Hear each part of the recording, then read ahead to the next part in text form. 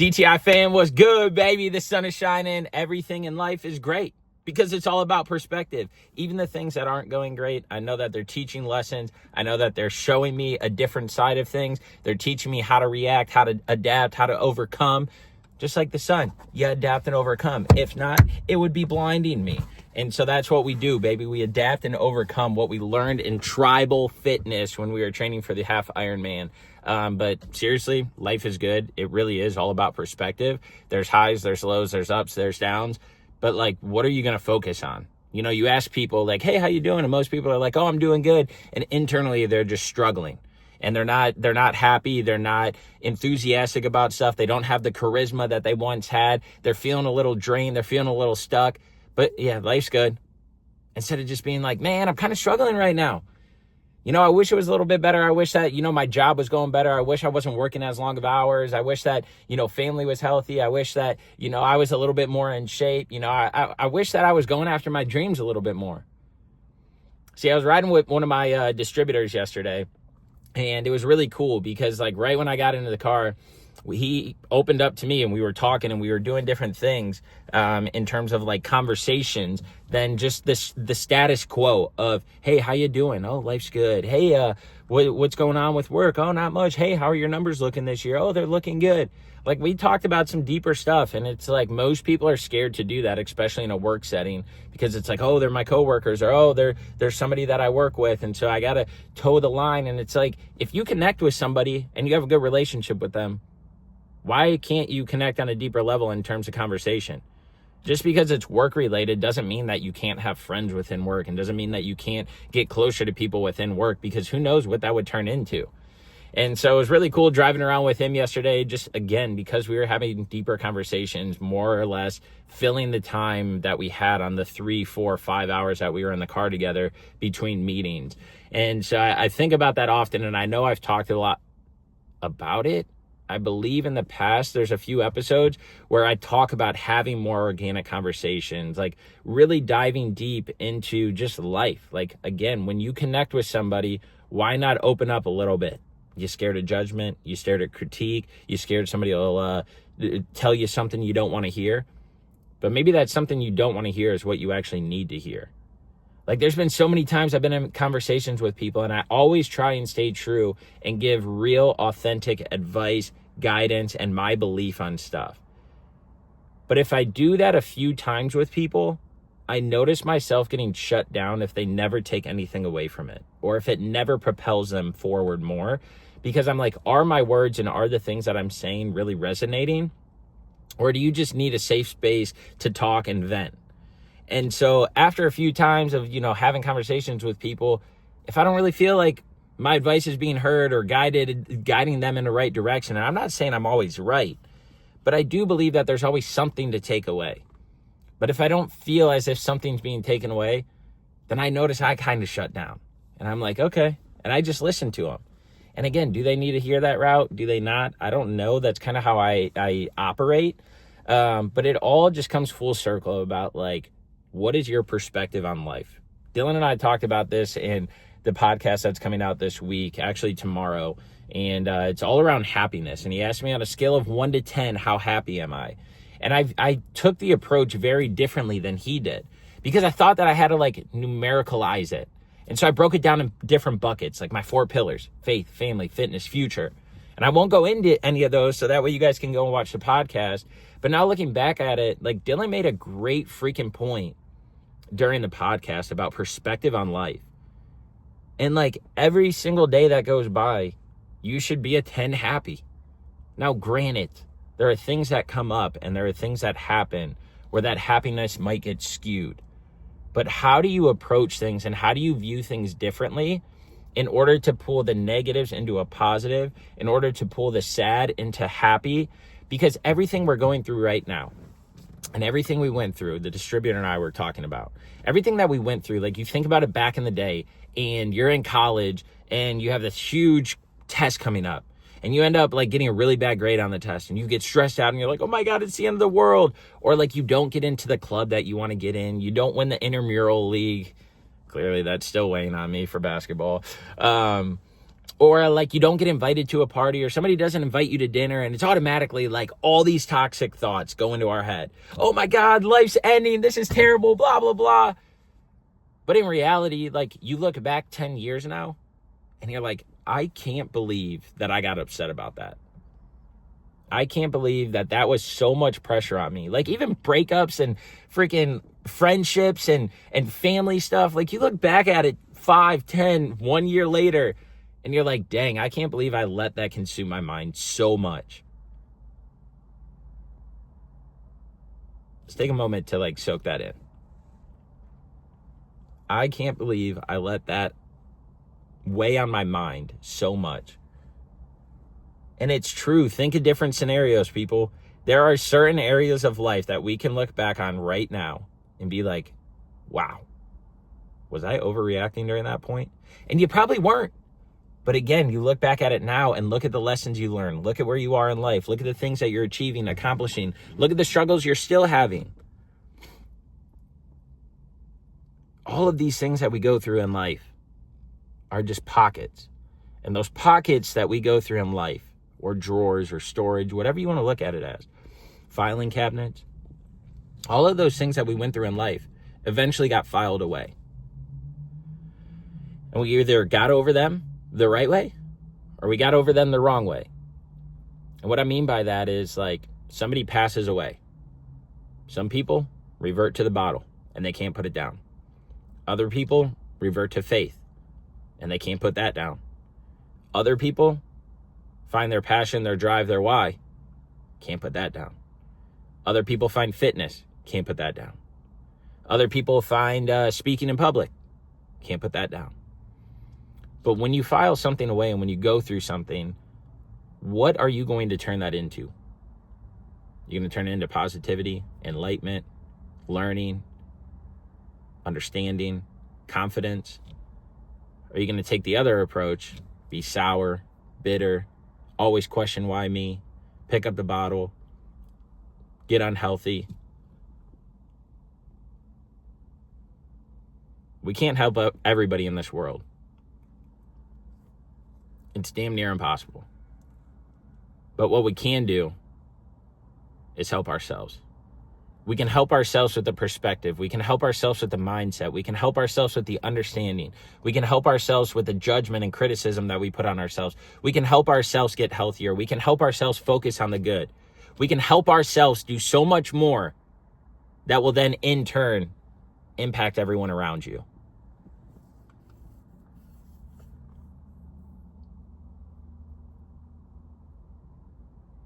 Everybody's always like, you got one life to live, make it count. But ain't it crazy that every single day we wake up and we live? And we live? What if we treated each and every day as a life? Wake up, new day, fresh start. First day of the rest of your life, baby. Make it count. So if we woke up every single day, like day one of life, let's make it count, baby. Then we woke up the next day, day one of life, baby, let's make it count.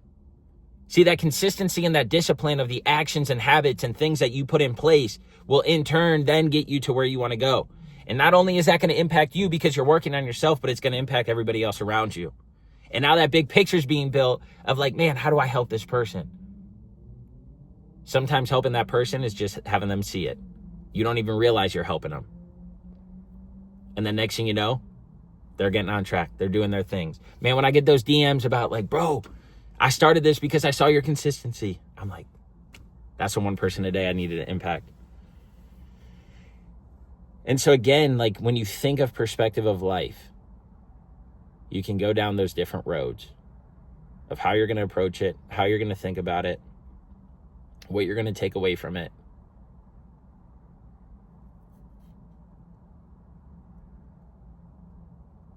But time will never feel like it's stopped. Time will never feel as if it's going slow if you're always constantly working on yourself.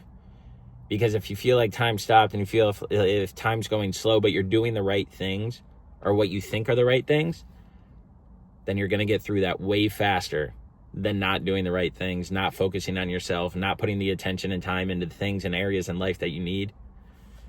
And so I saw this post this week, and I saved it because I wanted to share it. I feel like it aligns very well with this message, and I didn't know how I was going to approach this, but I saw this post and I was like, you know what? This is the daily drive-by theme. And it said, no matter your age, you'll always wish you started sooner. But today is the youngest you'll ever be. No matter your age, you'll always wish that you started sooner. But today is the youngest you'll ever be. Goes along with the same concept that we were just singing. If we treated every single day like a new year, then we're living a lot more than one life. Change perspective. Positives, people. Theoretically, I know that's not the case.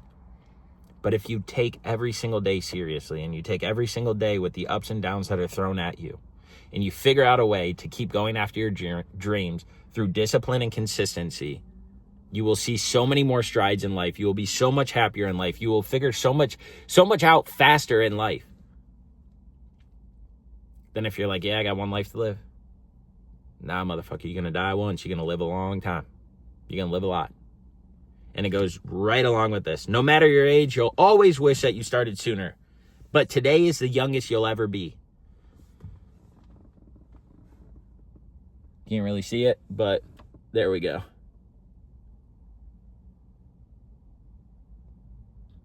Great freaking post. Great post. Change the perspective of what you have in life, of how you view life, of how you view all these different things, areas and buckets, and realize that life is so good. And you can choose every single day to be happy despite what's going on in the world. You can take your darkest times and turn those into the best times. You can take the hardest times and turn those into the easiest times. Because when you think about the hard times and you think about the sad times, and then you fast forward, if you take those times and find your purpose and why within those, then those sad and dark times end up being your happiest times, because you're able to find yourself to live life a little bit more through the lessons you've learned. We know that those aren't easy. We know that they're not seamless to go through. We know that there's a lot of rocky things through the sad and hard times, and we wouldn't wish them again, and we wish they wouldn't have happened. We understand all that. But perspective, people, we can't dwell on those for the rest of our lives, because it will do us and those people that we're dwelling over and missing and the challenges and all that, it will overcast what they truly meant to us, what they truly left for us. And that's the bad situations. That's people that passed away. That's hard times you went through. Those hard times you went through, those people that passed away, those areas in life that you're like, God, those were the worst, have turned you into the person you are today. And because of that, we have to take those and make them live through us. And so, like, with my dad passing away, I take him any way I can and make him live through me. And so that dark time now gives me light because I can shine him through me. Dark times, hard times, those things shine through me because I know that I never want to go back to them. I know I never want to experience them again. I know that I don't want other people to. So those dark times are filtered through me and portrayed in a different way. I'm not saying that those were easy. I'm not saying that you should just forget about them. I'm not saying anything about disregarding them. But what I'm saying is change your perspective around them so that way you can take them, filter them through you, and portray them into the world in a positive way. Death is sad. Death is scary. Death is the worst thing. There's nothing more I would rather have than my dad here with me right now, going through times in life with me right now. But I can't change that. And so if I sat in that sadness, if I sat in that hurt, if I sat in the ways he could have been a better dad, if I were to sit and be like, man, I regret this or that, what is that doing? Now I'm just a dead man walking. And so I've taken scenarios and situations in my life and I have revert them into something that makes sense to me, finding my purpose and why, of like, how can this situation, how can this time make me better? I filter them through me to portray it out to the people to hopefully impact as many people as I can. And that is exactly why Desire to Inspire came to light. That is exactly why desire to inspire will never die, and it will live on, and we will constantly get better and constantly improve, because the mission behind it and the perspective behind it and the thoughts behind it and the mindset behind it is we got to impact people's lives, man. There's too many people hurting out there. There's too many people going through tough times that don't know how to deal with it. So how can we bridge that gap between mental and physical health so that way people can ride those, walk across it, and live their best life? One of our clients just ran her first full mile this week. And to some, they would be like, it's a mile. But guess what? To others, that mile is a new life. That mile is a new birth. That mile is a new story. That mile is a new destination. That mile is new discipline. That mile is new consistency because of the work they've put in for a year and a half. And guess what? That mile is going to impact more people than just her, because the glory, the joy, the charisma that she gets about exuding that confidence of talking about it. And it's not about the mile. It's about, I wasn't able to do that a year ago. I wasn't able to do that 2 years ago. Hell, I can't even remember the last time I ran a mile. And her journey can now speak because of where she's at today. All of that hard journey, all of those hard times, all of the hard work, all of the silent motivation that she was giving herself, all the silent discipline, all the silent consistency, all the silent mornings that she's waking up early, jobs she's working at late, all of that is getting filtered through her. So that way, hopefully somebody doesn't have to experience that as well. And she can help them on their journey. And so that mile can make me freaking tear up right now because I know the journey she's been through. I know the stuff she's been through in life.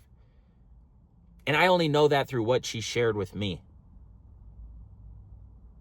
I don't know what is still within her that she can't share yet, but that she will one day when she keeps reaching these milestones. This is the glory and the joy of helping people. This is why we love DTI. This is why we have DTI. And this is why we try and figure out every single day, how can we impact more?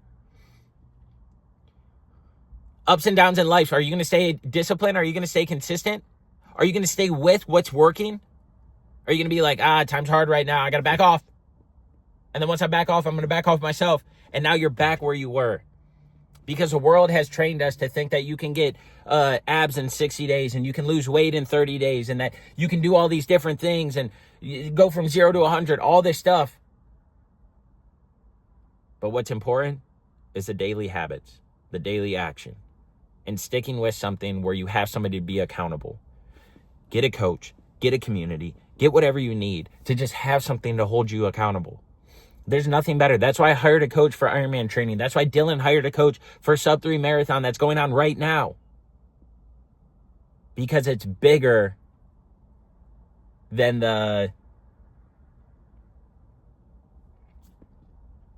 that'll be a good topic for another one, so I'm not going to get into that. But get involved, get a community, get somebody to hold you accountable so that way you can change that perspective, get it filtered through you, and then portray it out to the world. That's all I have for y'all today. Hopefully you enjoyed this one. I think it really turned out good, but maybe it didn't. So have the desire to inspire. Go out there, live your dream life, and stay happy. It's all about perspective, baby. We'll talk soon. It's on.